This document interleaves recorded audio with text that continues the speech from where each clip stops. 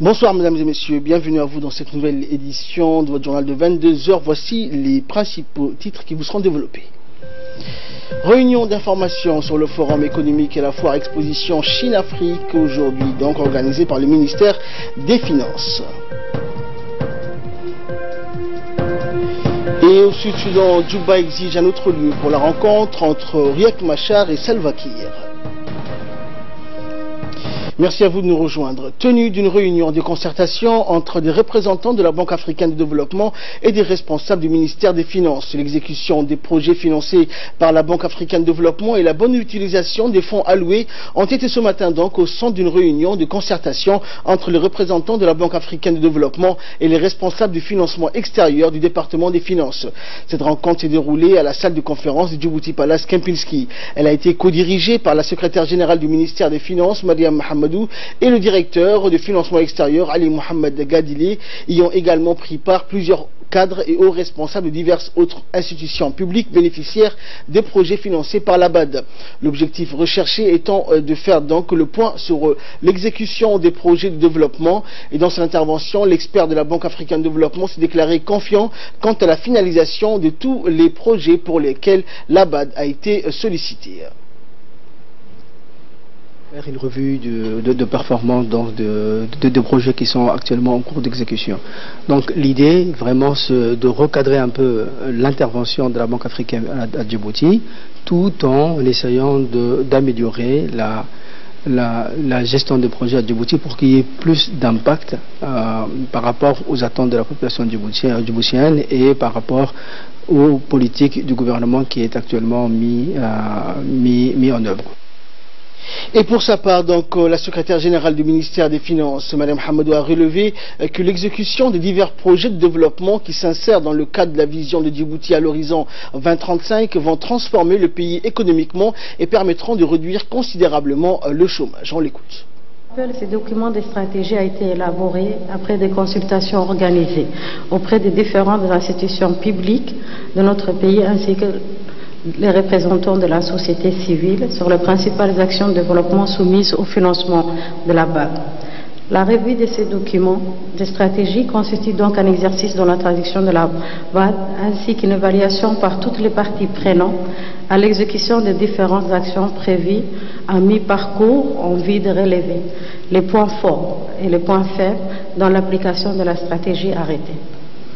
Et puis poursuivi par ce travail et de pouvoir, si nécessaire, rectifier de commun accord les actions pour la période qui reste, autrement dit, de s'accorder sur le projet et aligner sur la période restante jusqu'en 2020 et tirer les leçons des faiblesses constatées dans l'exécution des projets en cours de la période sous la revue afin d'en améliorer la gestion.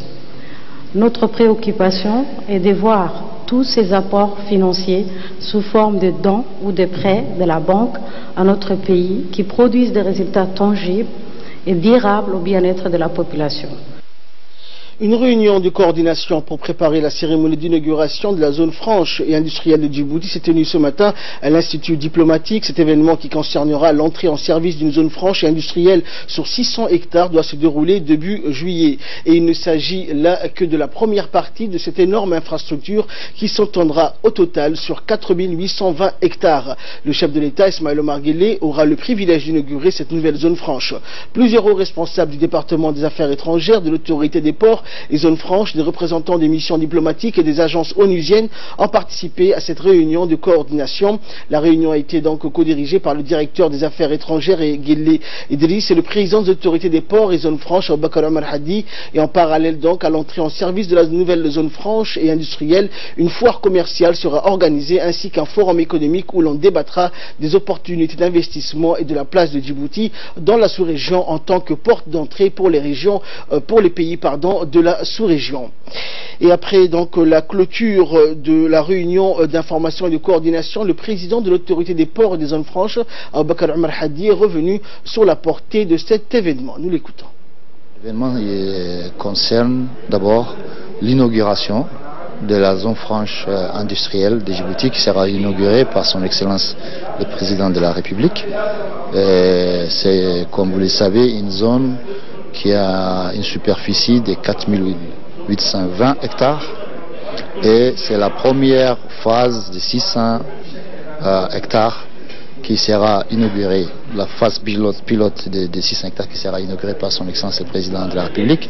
Et en marge de ça, il y aura un forum économique, première édition à Djibouti, qui sera dans le futur un événement annuel et qui sera un forum économique pour le développement des infrastructures et de l'énergie en Afrique.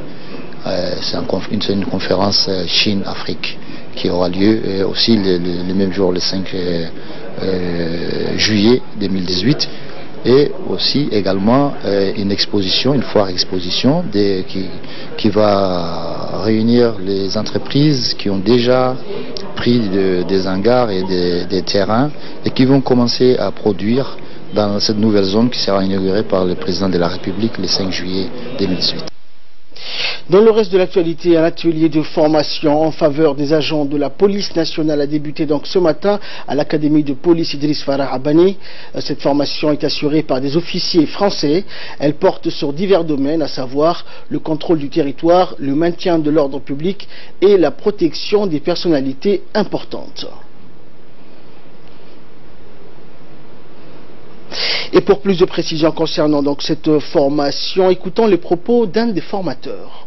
L'objectif de cette formation, c'est d'équiper les services de police de Djibouti de matériel qui permettent de faire de l'investigation numérique, c'est-à-dire qui permettent de rechercher des preuves dans tout ce qui est traitement numérique, ordinateur, téléphone et autres matériels de ce genre. Ça entre totalement dans le cadre de cet aspect de la cybercriminalité, c'est-à-dire de toute la délinquance qui soit utilise ces moyens numériques modernes, soit commet des infractions sur des moyens numériques.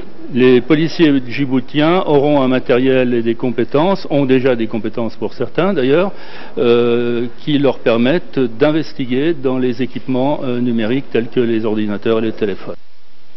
À Sagalou, à présent dans la région de Tadjoura, une jeune handicapée moteur atteinte également de surdité et muette a bénéficié d'un important soutien du secrétariat d'État aux affaires sociales. Halima Mohamed Abdallah, âgée de 22 ans, a reçu un fauteuil roulant donc, qui va l'aider dans ses déplacements, un don en vivres et des habits neufs à l'occasion des célébrations de la fête de la Eid al-Fitr. Halima Mohamed est totalement dépendante de ses parents pour survivre. Sa mère se démène pour elle donc depuis sa tendre enfance, alors que le papa est au chômage. Malgré toutes ces difficultés, les parents n'ont jamais abdiqué pour apporter tout l'amour et l'attention nécessaires à leur enfant. Jusqu'à récemment, son existence était inconnue du grand public. Elle a été découverte donc par un jeune enseignant, le Aïta Shahem, qui a soulevé donc son cas au ministère de la Femme et de la Famille et au secrétariat d'État aux affaires sociales. La jeune Halima n'avait jamais quitté son foyer à cause de son lourd handicap. Et depuis que le chef de l'État a donné donc des instructions fermes pour s'occuper des personnes à besoins spécifiques, les parents osent présenter les cas les plus lourds et sollicitent également l'aide des institutions concernées. L'on sort ainsi de l'ombre et du silence. Et toujours dans le nord du pays, cette fois-ci à Obok, sur initiative des autorités locales d'Obok, une importante réunion consacrée à la gestion des conséquences sanitaires donc causées par la migration clandestine s'est déroulée hier dans la salle de conférence du conseil régional. Et la réunion a été présidée conjointement par le préfet de la région, Hassan Dabelé, et le président du conseil régional, Mohamed Ahmed Ismail, en présence des deux parlementaires, Ali Ahmed Hassan et Kamil Ahmed Ahmed. Ont également pris part à cette rencontre les représentants de la santé, dont le médecin-chef du CMH d'Obok, Dr Ibrahim Mohamed Dimbio, les représentants du centre OIM à Obok, du Croissant Rouge de Djibouti, ainsi que les représentants des agences des Nations Unies telles que le HCR ou encore le PAM. Le chef de corps des forces armées de la région d'Obok, le colonel Aden Doualé, le commandant Kamil donc ont pris part à la rencontre aux côtés des acteurs de la société civile. Et de là, nous passons à l'actualité régionale, principalement avec Hussein Aoulet. Bonsoir Hussein. Bonsoir, merci. Alors, au Soudan du Sud, notamment à Djouba, la capitale, Djouba donc qui exige un autre lieu pour la rencontre entre les deux principaux rivaux, Riek Machar et Salva Kiir. Oui, donc effectivement, Ahmed, le président soudanais, donc Salva Kiir et le chef rebelle, Riek Machar, donc ils doivent se rencontrer en face à face demain à Addis Abeba pour la première fois en près de 10 ans. Les deux dirigeants se rencontreront donc à la suite d'une invitation lancée par le Premier ministre éthiopien Abiy Ahmed. L'ambassade du Soudan du Sud en Éthiopie a confirmé que le président Kiir serait présent. La rencontre sera supervisée par l'organisation régionale IGAD, laquelle a chapeauté toute une série de pourparlers de paix ces derniers mois qui n'ont jusqu'à là produit aucun résultat tangible. La communauté internationale est en premier lieu. Les États-Unis font pression depuis longs mois pour tenter donc de réactiver un accord de paix conclu en août 2015 et maintes fois violé. Cette rencontre entre les deux ennemis jurés serait la première depuis les instants de combat qui avait secoué la capitale sud-soudanaise, Juba, donc en juillet 2016. Et enfin, donc, nous restons toujours dans la région, cette fois-ci au Yémen. L'émissaire de l'ONU pour le Yémen, Martin Griffiths, espère une reprise donc en juillet des négociations de paix alors que des milliers de personnes continuent de fuir les combats dans la ville portuaire de Hodeïda, selon des sources diplomatiques. Oui, donc effectivement, Ahmed, lors d'une réunion à huis clos avec le 15 membres du Conseil de sécurité, l'émissaire donc a indiqué que tout le parti donc était engagé en faveur d'une relance d'un dialogue politique et selon les diplomates ayant requis l'anonymat. Les négociations entre le gouvernement yéménite réfugié dans le sud du pays et les rebelles Houthis qui contrôlent notamment la capitale Sanaa sont interrompues depuis des ans. Il y a actuellement donc des opportunités pour obtenir des concessions, a aussi donc estimé Moussa Krivitz, c'est tout en reconnaissant la difficulté donc provoquée par le combat dans les ports de Hodeïda, cible d'une offensive depuis donc le 13 juin de la coalition anti-rebelle dirigée donc par l'Arabie Saoudite afin d'enchasser les rebelles donc Houthis. Merci Hussein et merci également à vous de nous avoir suivis. C'est la fin de cette édition. Excellente soirée sur Télé Djibouti.